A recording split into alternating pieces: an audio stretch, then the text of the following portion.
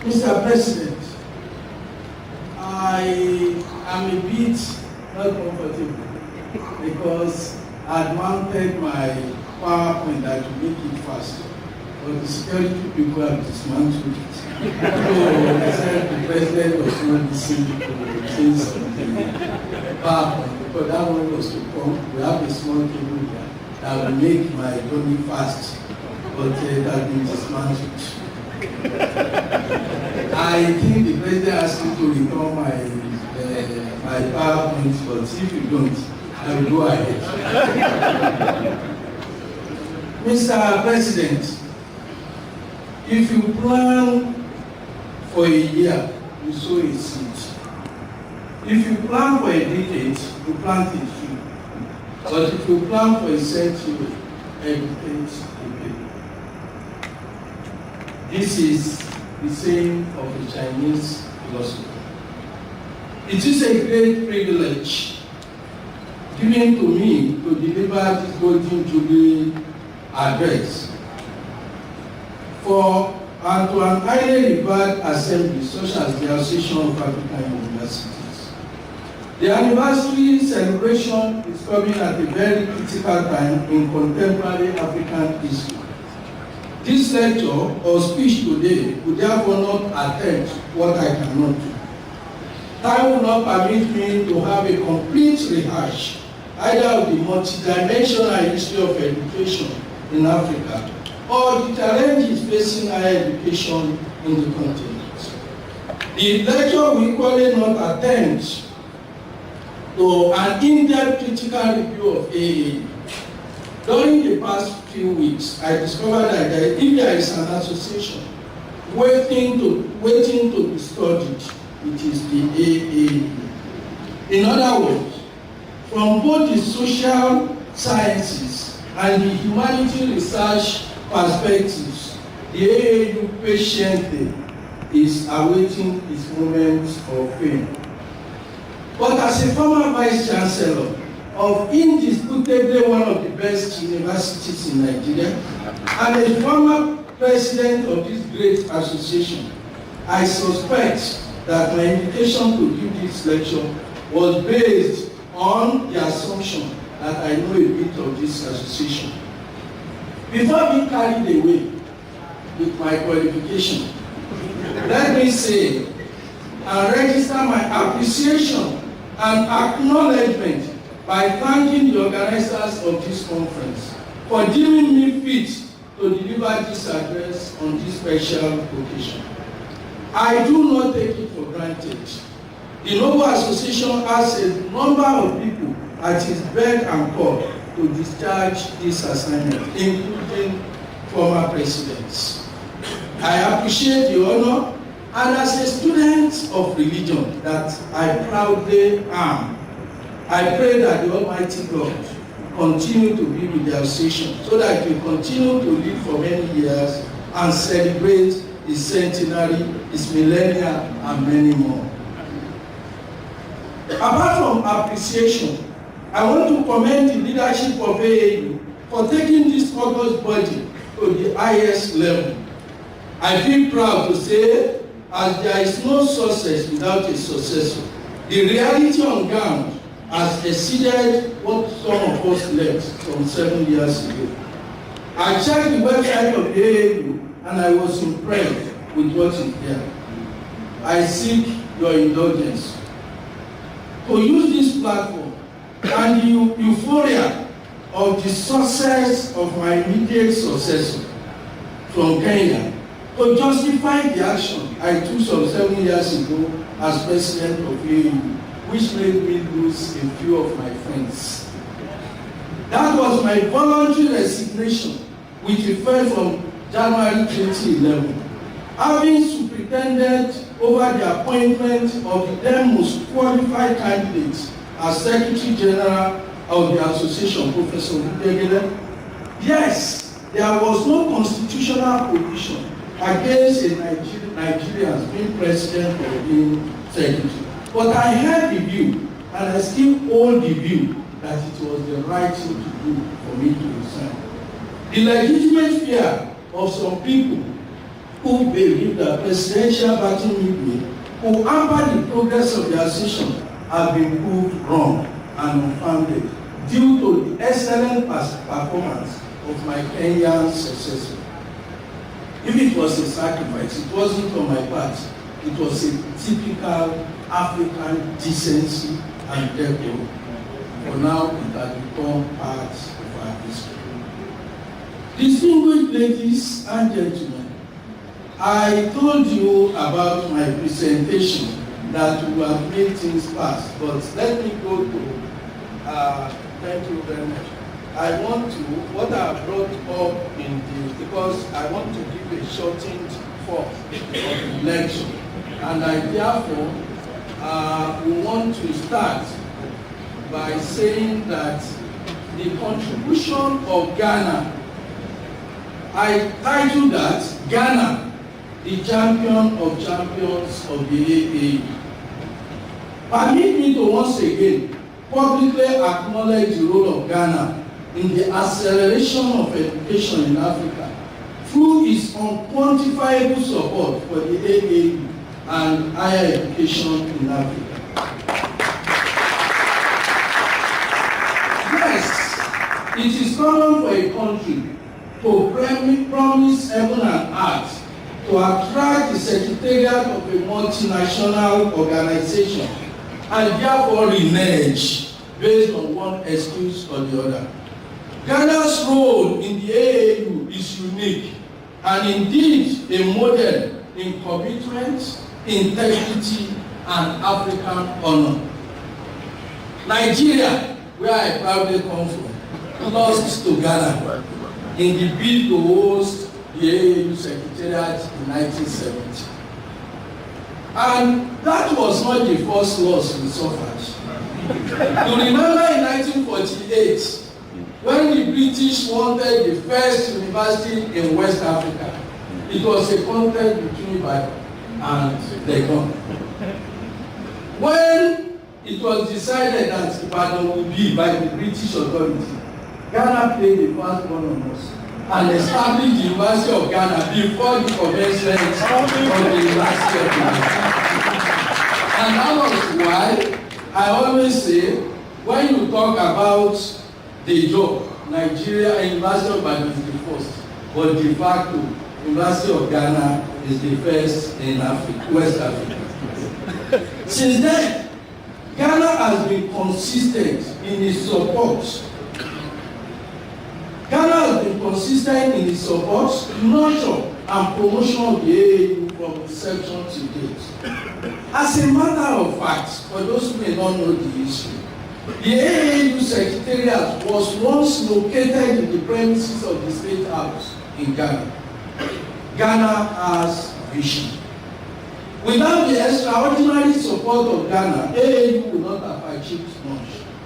Apart from granting us partial diplomatic status, secured environment, listening ears, the government of Ghana has not failed in the last 50 years in its commitment to prompt payment of rents for the Secretariat and the Secretary General's office. Following my inaugural board meeting as president of AAU and a strategic advice from the then Vice Chancellor of the University of Ghana, Professor Clifford Ego, I led a delegation in 2009 to request His Excellency late Professor John Evans Atta Mills, the late President of Ghana, to build a $3 million permanent secretariat and official president for us, and which on a land which the University of Ghana graciously advocated. The late President legally accepted what he considered, and I quote him, economically better for Ghana's treasury. Immediately we finished, said that is economically better for Ghana's treasury. And he ensured the release of the first tranche of the required funds. His immediate successor also gave unflinching support to the project through debt fund, which led to the successful completion of the Secretariat, which was commissioned on the 6th of January 2017. Mr. President, Mr. President, your presence here today at this conference, the presence of His Excellency Nana Addo Dankwa Akufo-Addo, the President of Ghana at this conference, symbolizes the support which he himself has since his assumption of office on the 7th of January 2017 given to AAU. Mr. President, as a former president, whether I am permitted or not, I declare you the grand champion of the AAU. The AAU is grateful to you. Distinguished ladies and gentlemen,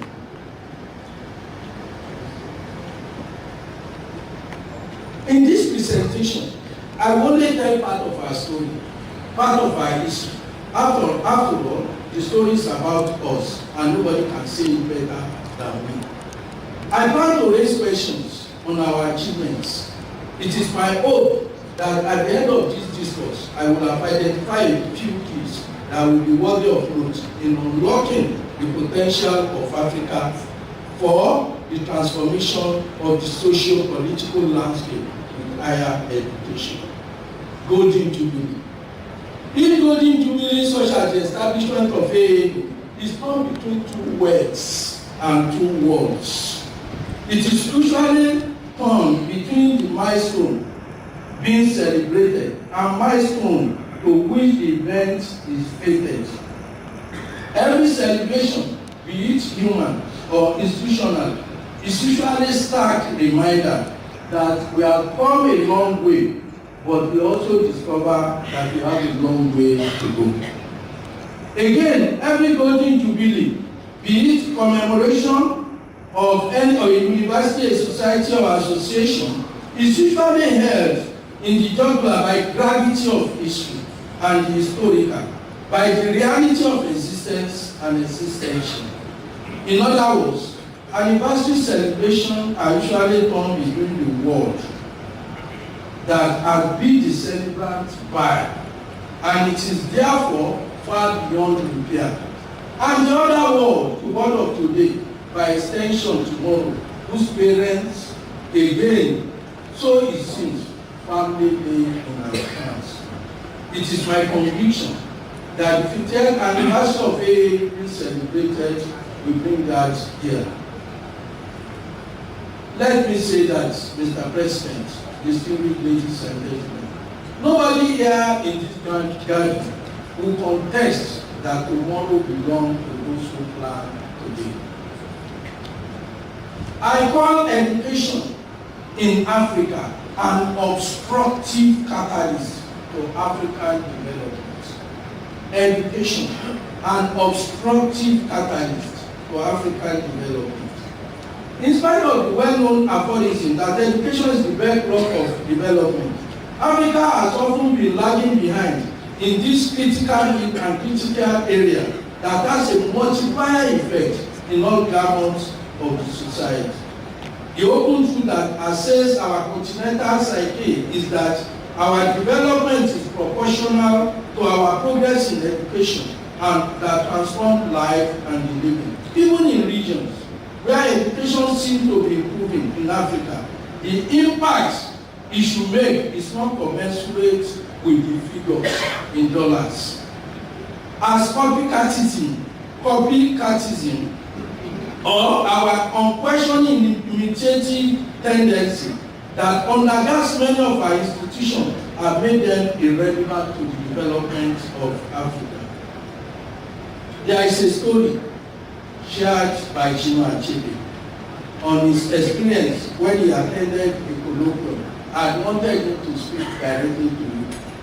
Where he says, it concerned a family, and the family said this, as quoted by Achebe, said, my father is from Tokyo.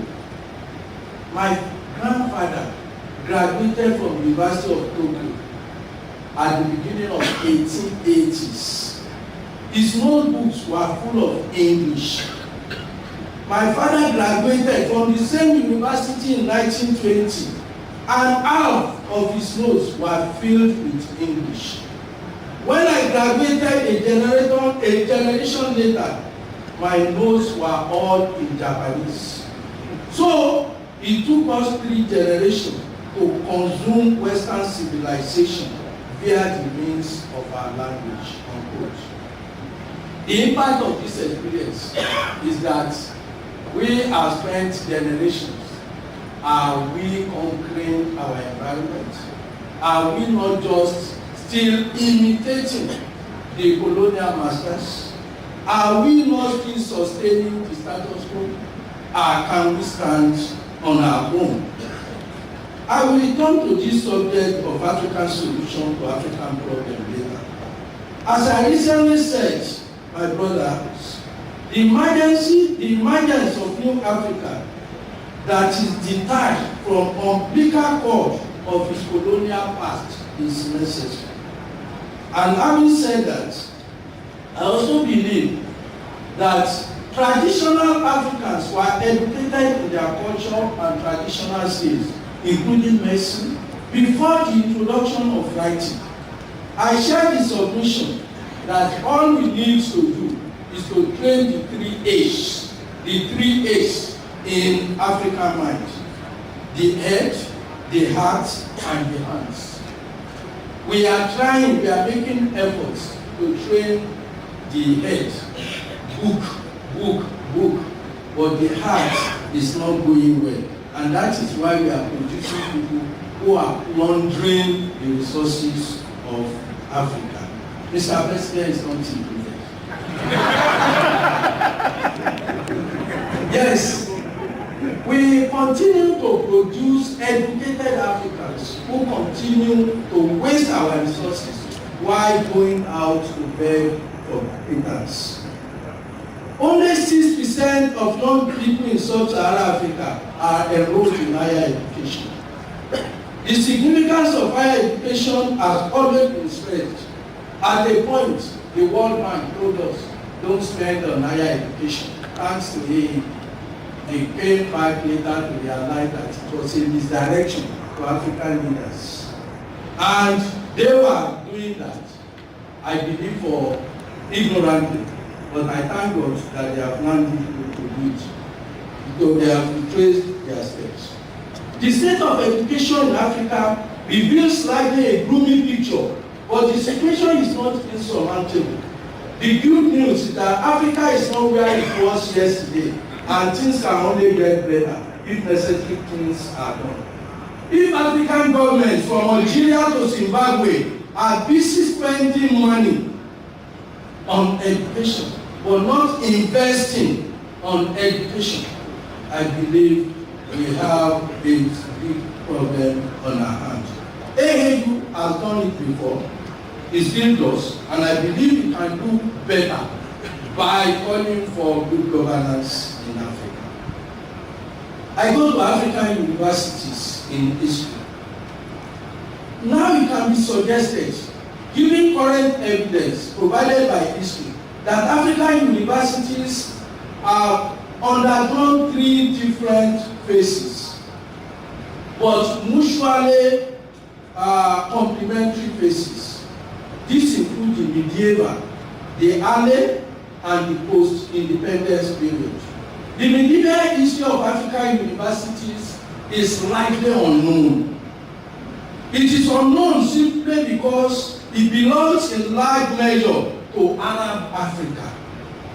Like the history of other aspects of African life in the medieval period, the history of African university in the period is unknown because it falls within that rubric of global history, which were considered by Western writers and historians not good enough to be included on the pages of world history.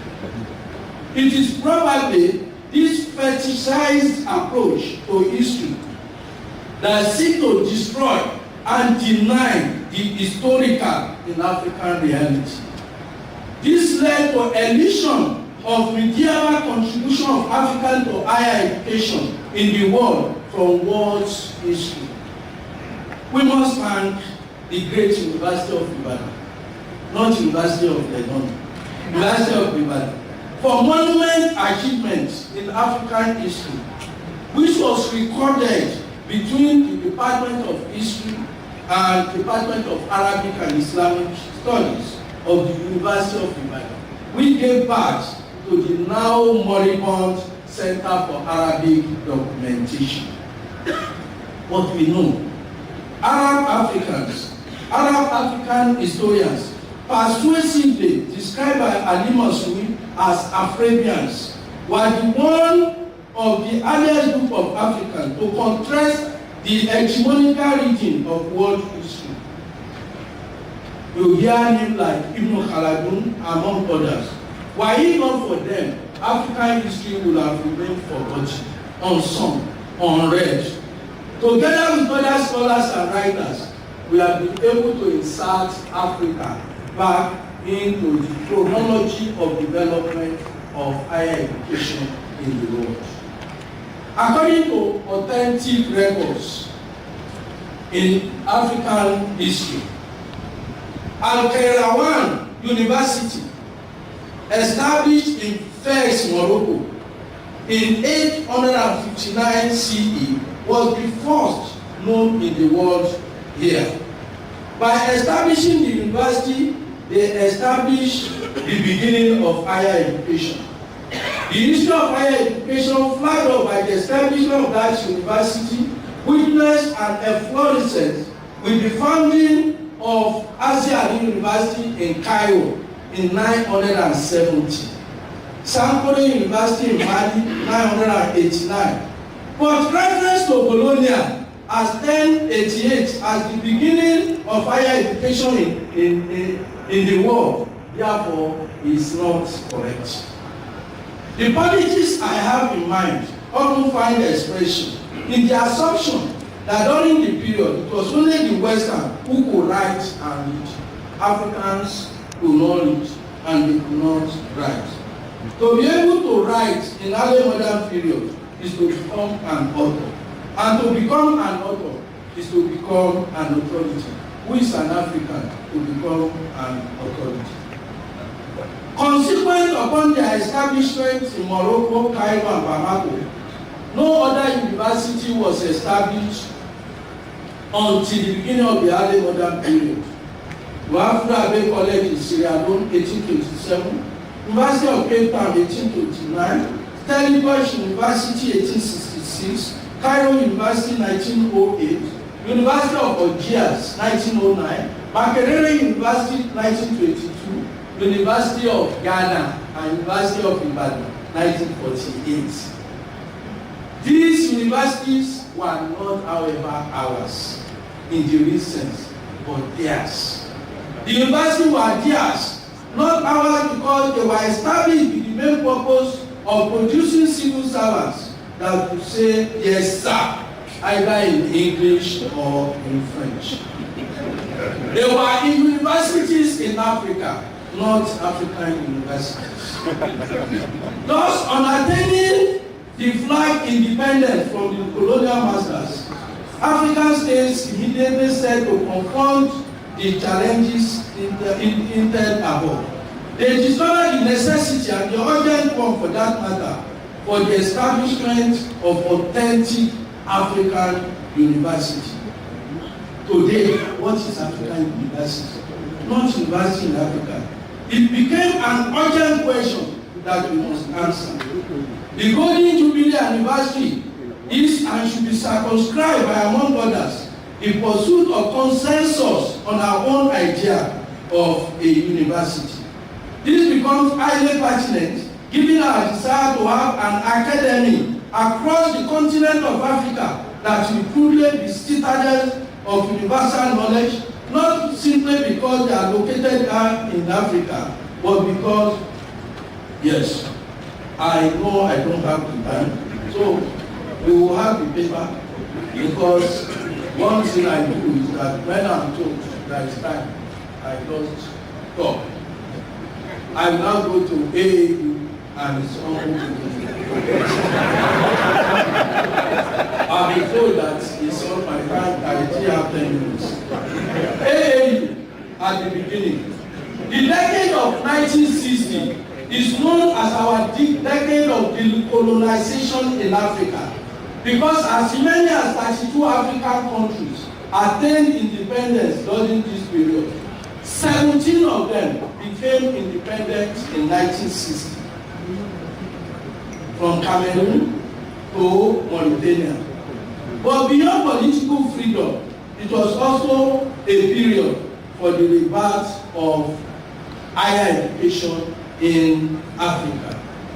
Following UNESCO, following the recommendation, Committee of Heads of African University Institution met and formed in Rabat, Morocco, November 12, what is now AAU. I've given here so many things that I think related that. And I come to where I say the contribution of AAU to higher education in Africa.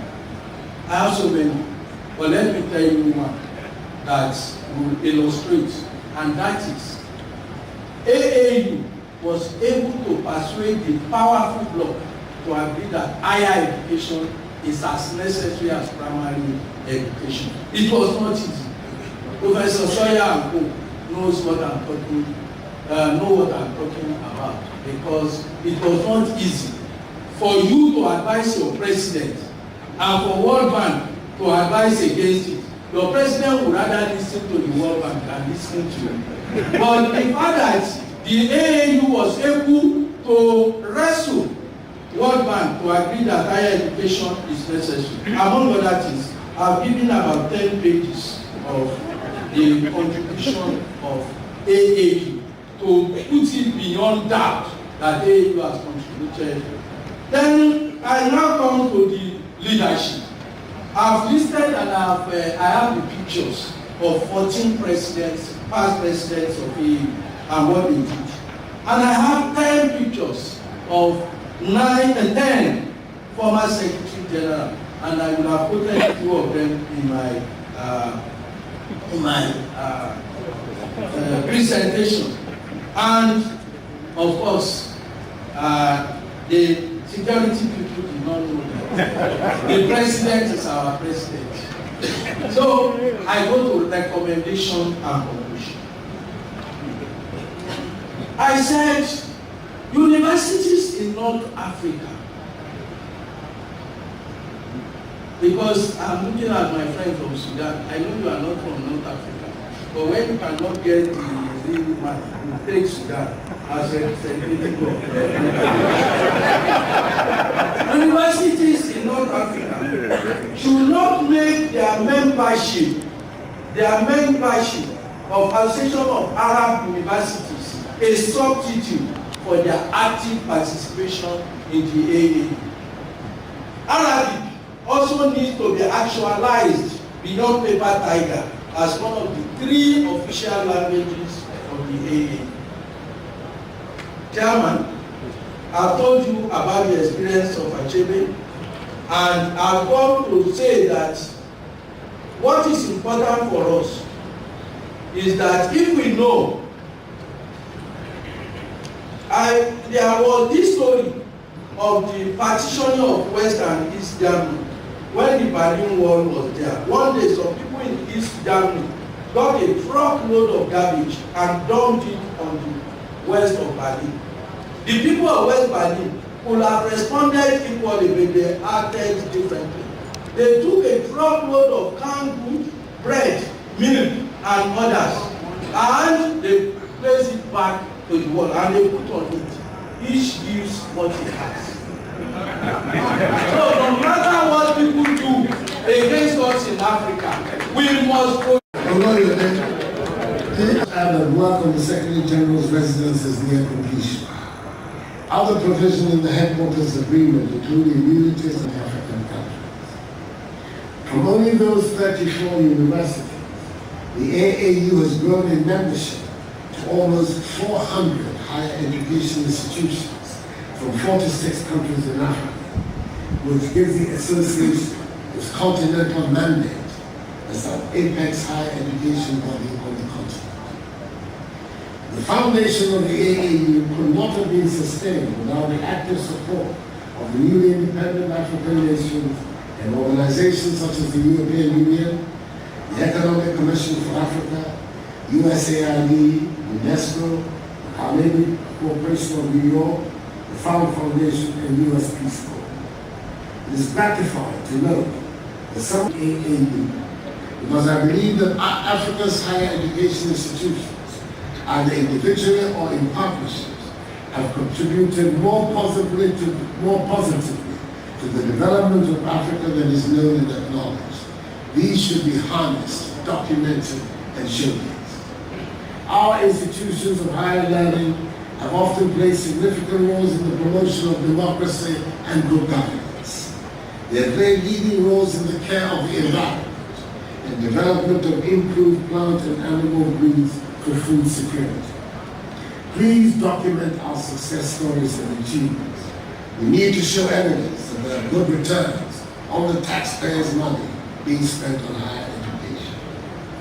The choice of the conference theme, Africa at 50, AAU at 50, Achievement, Challenge, and Prospects for Sustainable Development in Africa, provides you a good opportunity to reflect soberly on our past, correct our mistakes, surmount our challenges, build on our successes, and launch a brighter and relevant higher education system as the anchor to the continent's development.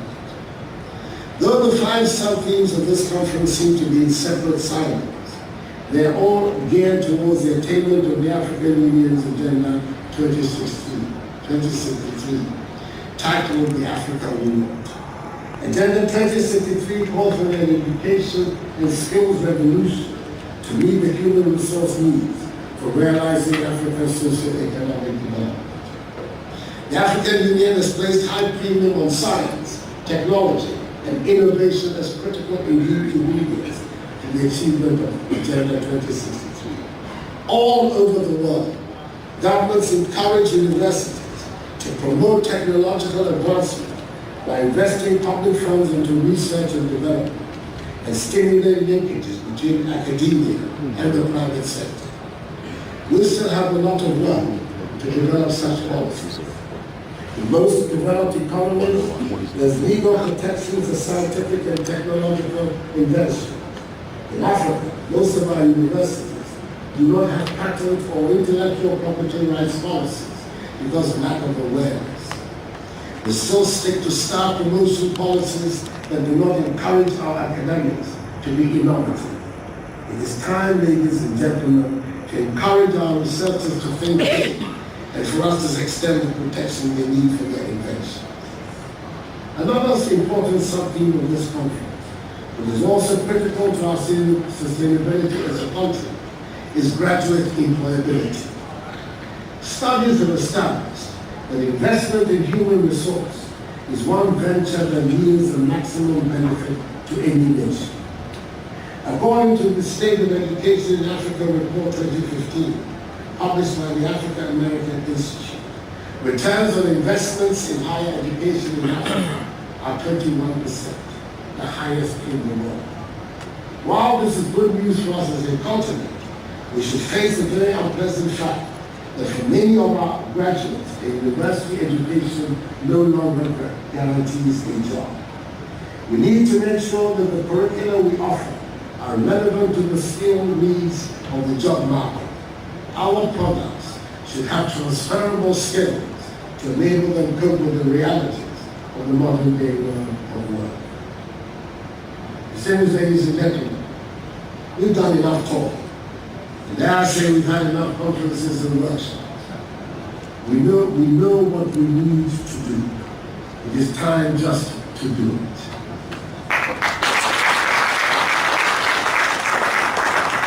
We have run out of excuses for the state of our country.